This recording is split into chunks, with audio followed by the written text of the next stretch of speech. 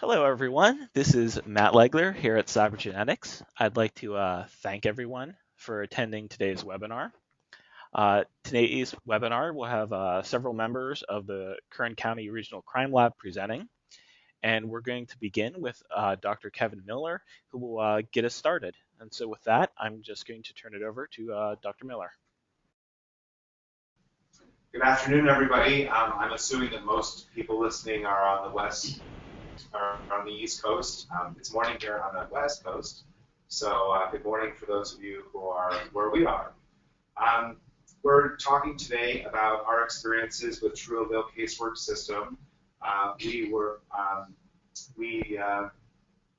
bought the system on an NIJ grant in 2012. We looked at it, evaluated it, and did our validations for about a year. We went live in casework on October 10th of 2013. So we've been doing quite a few cases. Our first one, interestingly, was an exclusion. So before, with manual methodology, we would have said that we didn't know whether the perpetrator of the crime was included or not.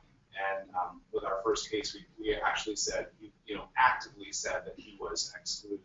So that was a pretty interesting first case for us. If I can have the next slide. The presenters today are Kelly Woolard, Garrett Sugimoto, and Jerry Garza. They're three of our criminalists who went through casework training and are now doing casework. So we're going to go through our validation study. We're going to tell you a little bit about the procedures that we developed as a result of our training and validation. And then we're going to go through some examples of casework that we've seen, a sexual assault case, a soda can case, so more property crime type thing, although this was not a property crime case, and then a case where we had a weapon. And then we'll turn it over for questions if you have any. Okay, Jerry? Thank you all again. This is Jerry Garza. Like Dr. Miller said, I'm a criminalist here at the Kern Regional Crime Lab. I'm just going to go over our validation that we use to validate this system. Before we start the validation, a couple of questions we wanted to answer were whether or not TrueAllele itself is more informative than manual interpretation. It doesn't really make sense to bring something online if it doesn't improve on what you already have in-house. So we also want to know whether or not it was a more consistent method of mixture interpretation. I think in our community, we kind of have this issue where we can get the same mixture profile to 4 different laboratories, and you can wind up with 3 or 4 different answers. So I think even within laboratories, you can get the same mixture profile to 2 different analysts, and you may also come out with 2 different answers. So we wanted to see whether or not this system can kind of keep us all in line. So our validation setup was simple. I think it was yet very effective. We set up mixtures consisting of 2, 3, 4, and 5 contributors. Each one of those, we'll call each one of those a mixture group. 10 mixtures were prepared from each of those mixture groups using 5 known references. Each of those mixtures within the group mixture group were amplified with both 1 nanogram of DNA template and 200 picograms of DNA template. And we actually did choose those 2 amounts because I think within the community we could say that 200 picograms is what we consider a low copy number, and 1 nanogram template, that's just what the kit calls for. So that's the reason we chose those 2 amounts. The known references were chosen randomly when we were making these mixtures, as well as the mixture ratios, and I think this better approximates what we actually see in casework samples. So our validation consisted of 40 total mixtures. TrueAllele was found to be a much more informative, reproducible, and consistent method of mixture interpretation. It had very little interpretation variance across the mixture samples, whether or not they had 2, 3, 4, or 5 contributors, or whether or not they were low template or they had 1 nanogram of DNA. So the next slide we're going to show you here in a second, you're going to see that there wasn't any significant difference in regression lines, slopes between all the samples. Again, regardless of the number of contributors or the target amount of DNA for amplification. Here what you see is, kind of like a graph here, scatter plot. If you just kind of take a look towards the top of the graph, you'll see, if you can, reddish orange circles. Those signify the 200 picogram 2 contributor samples. And going along the y-axis here, you see the log LR, or the match statistic, and across the x-axis, we have a concentration in log units. So pretty much what this is showing is, the greater the concentration of a contributor, the better the max score you're going to have. But as you can see, the slope is relatively equal whether or not you have 200 picograms and 5 contributors, or 1 nanogram and 5 contributors as well. The system is very consistent in the way it works these mixtures. Here's another table I wanted to show you, just how robust this system can be, and how literally almost nothing goes to waste with this system. When you're actually looking at the table there, you can see we have across the top the mixture range, the inclusion rates for both 1 nanogram and 200 picograms.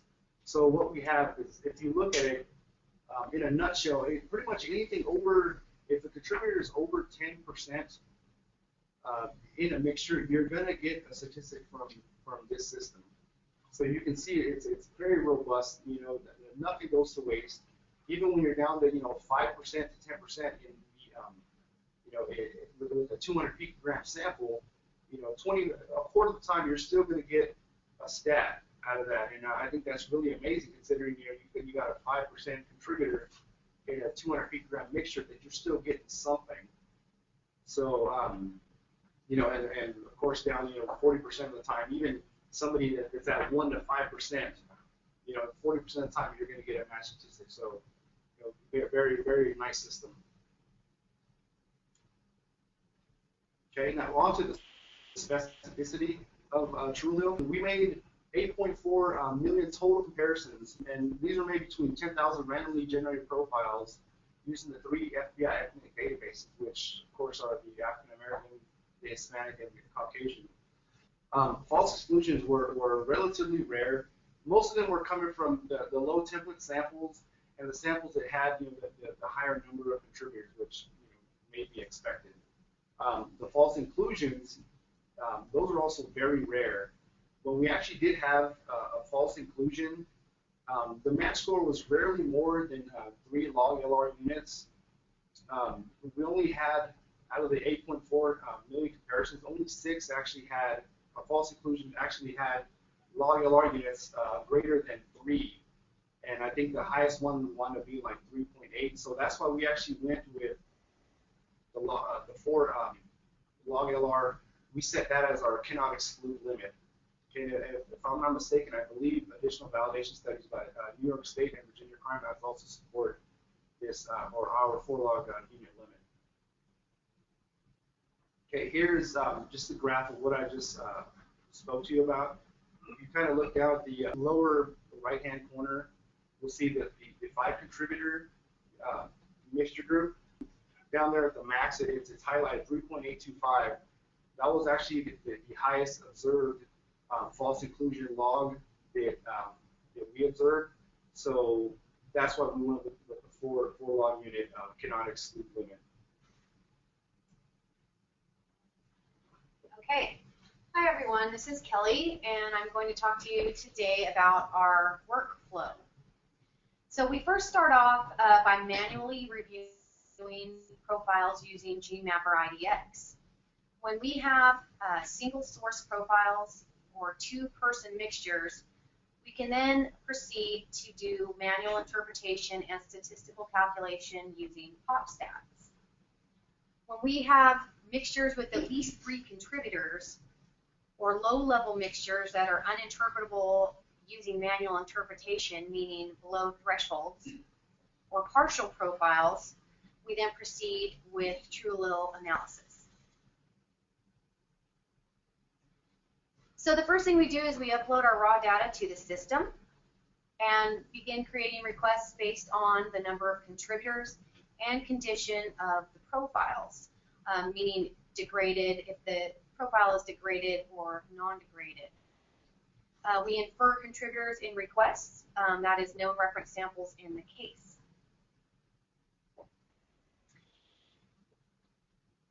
This is our protocol for when we interpret profiles and using inferred contributors. Basically, uncertainty of genotype inference is reduced for some mixture profiles when samples from known contributors are inferred. Some people may think of this as when you're doing subtraction, when you have intimate samples, you can subtract out the victim in the case. So individuals can be inferred for intimate samples or for samples where it is reasonable to assume their presence based on case-specific information. In addition, for the non-intimate samples, the request must be made with and without known reference profiles, meaning inferring them, and the log LR values must be greater than 4. So this is just, we wanted to show you how we name our requests when we put them into the system. If you can follow along at the top where it says the example, here we start out with the laboratory number or case number. The second number here represents a unique DNA or the identifier number for the sample. Right here we have either a Q or a K. Q meaning a question sample, K meaning a known reference sample. Next we have this number here represents the number of assumed contributors in the sample that we're placing the request. Right here we either have a D or an X, and that just tells you you're using the degraded option in the request, or the X means that you're not turning that on. This next number here tells you the number of cycles that you are running the request at. 100K means 100,000, so this would be a 100,000 cycle request. Right here, if we infer a contributor or a known reference, then we add a plus sign, and then we add that identifying number for that known reference sample. And then at the back end here, if your request has copy in it, that means that request was duplicated. And that automatically happens when you make the request in TrueAllele. If you just go to duplicate a request, it adds copy to the end of it. So that way we know that this is a duplicated request. And this comes in handy when you are reviewing the case. You can see exactly what the analyst did when placing their request. So it helps for later not having to look through a bunch of notes and what did they do and why, and also for review for the analyst when they look at this information later should they need it for court. So we thought we'd talk a little bit about processing time. That actually depends on several factors we are finding. First of all, the number of processors that you have, the type of request that you make, meaning degraded versus non-degraded. Degraded, we're finding, takes a little longer. The number of cycles, of course, more cycles, the longer the processing time will take. The number of contributors in the mixture, and you can really think that's kind of obvious. If you are looking at a mixture that's two people, it's not hard to determine genotypes. Maybe it will, maybe it is, maybe not. Same thing holds true for TrueAllele. The more people in the mixture, the harder it is. The nature of the evidence sample. We all know that some samples are just messier and uglier than others. And the total number of samples and requests made for that case. So this is just something that we've observed on our own thus far, and we just thought we'd tell you, approximately how long certain requests take. And I guess, again, this is approximate. For 500 cycles, that takes approximately 15 minutes, and we would use 500 cycles for known reference samples. 50,000 cycles takes roughly 6 to 12 hours, and we would use that probably for 2-person mixtures. 100,000 cycles takes about a day or so, and we use those for 3-person mixtures and above. And 200,000 cycles takes 2 or more days, And this is for use for nasty 3-person mixtures and above, or just difficult samples.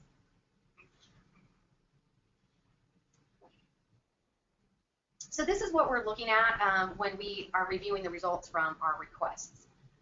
First, we're looking at the mixture weights, the percent contributions for each contributor in the mixtures. We're looking at the convergence, how well the system has been able to separate each contributor in the sample. We're looking at the genotype probability distributions. We're also looking at the match scores. So if everything looks good with our requests, we then put in duplicate requests to check for concordance between requests. That's similar results with match scores within 2 log units of each other using the same request parameters. And what we mean by that is, has to be, if you're using the degraded option, you have to have concordance with another request that has the degraded option as well. It can differ in the number of cycles, however. If we don't have good results, then we need to make adjustments to our requests. We might increase the cycle time, infer contributors, change the degraded option to on or off, increase or decrease the number of contributors in the request. So these are how we make our conclusions. So after we've looked at our requests and we have concordance between requests, basically we say we cannot exclude if we obtain positive match scores greater than 4 log units. That's greater than 10,000. We say something is inconclusive if we obtain match scores between -4 and +4 log units, or -10,000 to 10,000.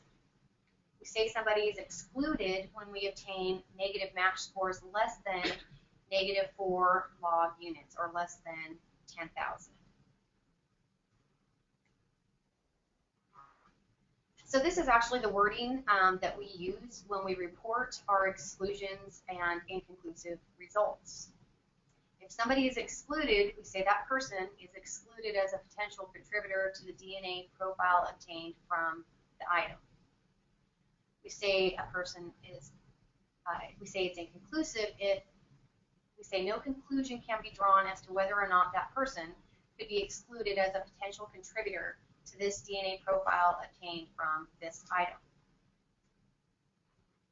So this is how we, this is the wording for cannot exclude without individuals being inferred in the requests. When a likelihood ratio was calculated using the TrueAllele Casework system, it was assumed that the evidence sample contained either a single source profile or a mixture of so many contributors. A match was identified between this evidence item and this person. A match between this evidence item and the person is X times more probable than a coincidental match to an unrelated person relative to the reference populations listed. This is the wording that we use for cannot exclude when we infer individuals in our requests. When a likelihood ratio was calculated using the TrueAllele Casework system, it was assumed that the evidence sample contained a mixture of this many unknown contributors and contained DNA from known contributor, and we would put their name. A match was identified between this evidence item and this person. A match between this evidence item and this person is X times more probable than a coincidental match to an unrelated person relative to the reference population listed. And when we have, where it says see statement 1, we have a table that lists all 3 populations and the statistics. So this is what we document in our case file. We put the request files, the report file, the match table with all our statistics and our results, all our raw data files, and all our notes are documented in our LIMS system, which is justice tracks. So this is just a screenshot of what our dynamic user interface looks like in our LIMS system, just showing where we enter our results. We don't have paper notes anymore. So you can see at the top here where it's the TrueAllele tab has been selected, we enter all of our information in the different tabs, but since we're talking about TrueAllele, this is where we would put the information. We would put our request names, dates, and other information and our notes about our requests, and we would talk about why we made the requests or how we came to use one request over another. And so this way the reviewer can see our thought process as to what we were doing when we were putting these in, and also we have these as notes for the analyst to use at a later date. All right, now we're gonna kind of go over just a few cases that we have done here at the lab where TrueAllele has helped us out so much. We normally wouldn't have gotten anything or very little, if anything, if it wasn't for this system. This particular scenario is a sexual assault case. We had an unknown male subject. This case consisted of 10 plus known references and literally dozens of forensic samples, most of which were very challenging samples, lots of touch DNA, lots of low-level template DNA. So we didn't have a whole lot to work with. All items were eventually processed with TrueAllele, but they were actually processed manually first because we hadn't had TrueAllele online just at the very beginning of the case. So prior to the TrueAllele analysis, we only had one sample that was actually eligible for upload into the CODIS system. So once we uploaded that profile into CODIS, we got a hit, and we went ahead and we compared the offender profile to all the evidence items in the case. Again, prior to using the TrueAllele Casework, only one of these samples yielded a profile that we would actually been able to do statistical calculations on. So out of all those samples, we had one sample, and I think we would only been able to have done like a CPI, I think. So it wasn't going to be a terribly great stat, but that's all we had to work with. However, after we ran all the samples through TrueAllele, we actually came up with 5 additional samples that yielded reportable matches to the offender. So now we had 6 total matches, and actually, because of these additional matches, we were actually able to link this subject to multiple cases. So he was a habitual offender. Okay, again, all of the case samples and the known reference samples were actually compared to each other, and we didn't get any non-probative matches other than those that were to the subject. So this shows how TrueAllele doesn't falsely include people in these profiles. This case took approximately 2 months to report all of the TrueAllele results. However, at the time we only had 4 processors, and now I think we're up to 16. But we did have lots of items in this case, so there was a lot of work to be done. But I think we would have gotten it done quite a bit quicker had we had all the processes that we have now. So these cases now they're actually currently pending trial, so can't get into too many specifics. Okay. Hi everyone. My name is Garrett Sugimoto, and I'm going to talk to you guys about what we're going to call the soda can case. And this case really demonstrates what happens when you use all of the available information that you have and put it into the TrueAllele system. The scenario of the case included a soda can, and we were given information that one individual owned the soda or drank out of the soda can previously. And what they were really asking us was the DNA of the subject a contributor to the DNA profile found on the soda can swab? And so that's what we did. The first thing that I did was I looked at it manually and saw that it was at least a 3-person mixture. So at that point, it was going to be run using TrueAllele. The first requests that were made were with the degraded option on, 3 unknown contributors, and 2 100,000 burn-in readout cycles, as well as 1 150,000 burn-in readout cycle. And as you can see, the the individual that they told us drank out of this soda can was included at a log LR of around 14 to 16 in all 3 of the requests. However, the subject, contributor number 1, it ranged from 2 to a little bit above 4 log LR units. And as Kelly mentioned previously, at this point, it would have been for us reported out as an inconclusive result.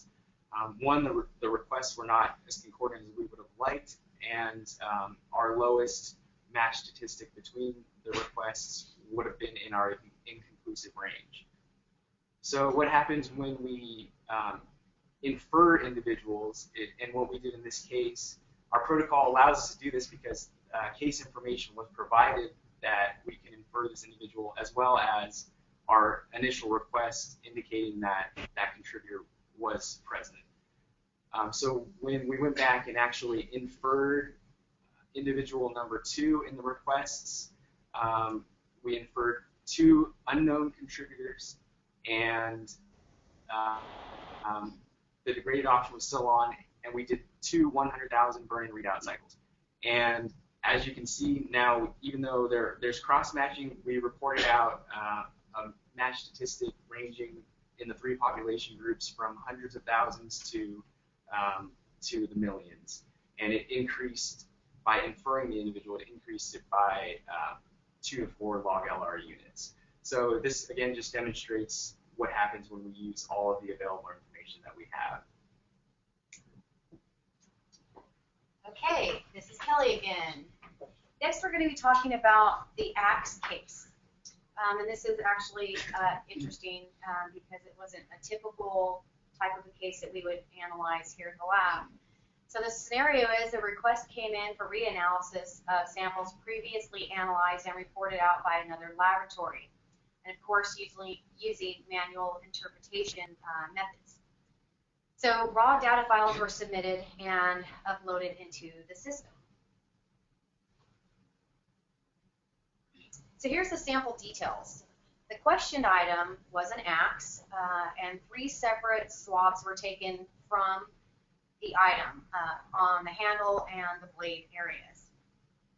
All samples were at least 3-person mixtures, and there was 1 known reference sample in the case from 1 subject. So these are the requests that I made. I did 3-person requests at 100,000 cycles using the non-degraded option, 3-person requests at 100,000 cycles using the degraded option, 4-person requests at 100,000 cycles using both the non-degraded and degraded options. I ended up using the 3-person request at 100,000 cycles with the degraded option because it gave me better concordance for these samples. So this is the results.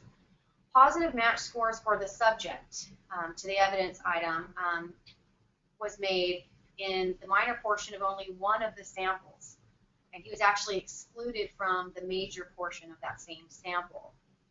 The subject was excluded from the other 2 samples from the axe. So here's the sample details of the one where we had a positive match score. Approximately 1 nanogram of DNA was amplified. And here's the approximate % contributions for each contributor in that sample.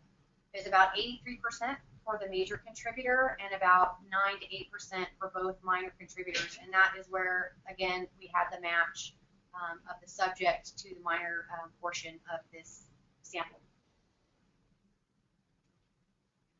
So I just wanted to show a comparison of the results from the lab who did the original analysis using manual interpretation and our results that we obtained using TrueAllele analysis on the samples.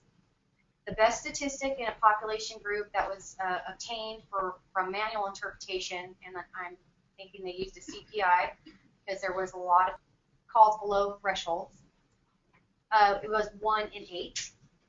The best statistic in a population group using TrueAllele analysis was 2.4 million. And I would tell you within all the results were in the millions with the 3 different population groups for the TrueAllele analysis that we did. So as you can see, use of the TrueAllele Casework system has been very helpful for us here at Kern County. So now that we're on using TrueAllele Casework, the next thing for us is implementation and development of our TrueAllele database. And what the database is or consists of is all of our previously analyzed or previously run samples, as well as everything new. So as we run samples on our genetic analyzer, immediately after that, they will be uploaded into our TrueAllele database and compared weekly. The database structure, we're separating it up into 5 different categories. One of those categories consists of all of our evidence profiles, and the category name is EDI, and these are all of our forensic unknown samples. The other 4 consists of our known reference samples, and the first one is all of our subjects or suspects named in the case file, SUV. The second one is all of our victims named in the case file, VIC. The third is all of our persons of interest, and these are individuals identified for use as elimination knowns and are not specifically named as victims or subjects within our laboratory documents, and that is POI. Our 4th known reference category is STF, and that contains all of our staff and our law enforcement profiles. And what we're doing with this is all requests for the evidence profiles are being made using 5,000 cycles, and this is just a quick screen of the evidence profiles, assuming 3 unknown contributors. And all of the reference profiles are run at our 500 cycle requests. And once all of those requests are made in batches, and we're able to do to filter our matches, and the way that we search it is we compare all evidence to evidence, all forensic unknowns to forensic unknowns all the time. We always compare evidence to our subject category, and as well as our evidence to our staff category. We will only compare our evidence to POI category upon request from the DA or Assistant District Attorney of Kern County, and we will never search our evidence to our victim category. So this is just kind of what's coming and what we're working on currently. So with that being said, we would like to thank everybody at Cybergenetics for helping us and continuing to help us with the TrueAllele Casework as well as the TrueAllele Database.